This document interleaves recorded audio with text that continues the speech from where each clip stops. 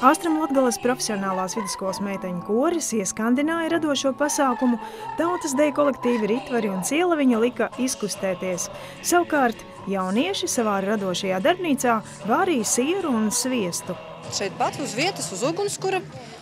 Skolā, protams, mēs laboratorijās to visu nedaudz savādāk darām, bet šeit mēs mēģinām uztaisīt tā, kā taisīja kaut kad agrāk mūsu senči uz uguns dzīvās.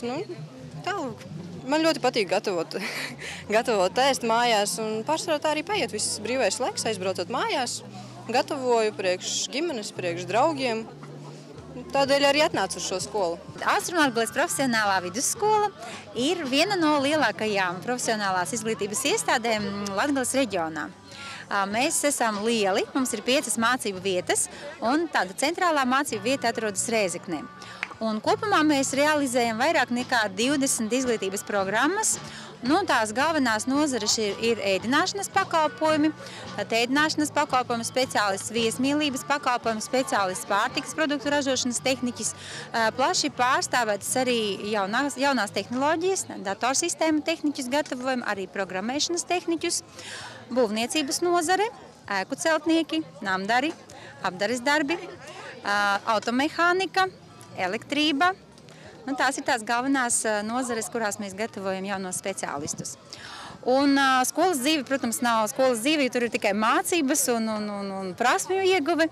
Mums ir arī bagātas tradīcijas, un mēs varam būt lepni ar to, ka mēs esam pratuši saglabāt profesionālās izglītības iestādē gan tautas deju kolektīvus, tādi mums ir 3, gan mums darbojas koris, gan ģitāristu ansamblis, instrumentālā grupa, floristikas pulciņš, un mēs arī esam uzsākuši gatavošanos Latvijas skolu jaunatnes dziesmu un deju svētkiem nākošā gada vasarai.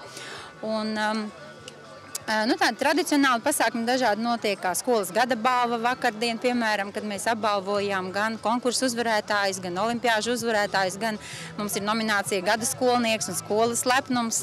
Tad mums ir, protams, žetonu vakari un Ziemassvētku koncerti. Un visa gada garumā mēs parasti arī kopjam patriotiskās tradīcijas un audzinām patriotismu. Arī skolas balles mums notiek un iesvētīšanas un izklaidējošāki pasākumi, bet vairāk, protams, domājam par tādiem izglītojošiem notikumiem skolā un tradīcijām.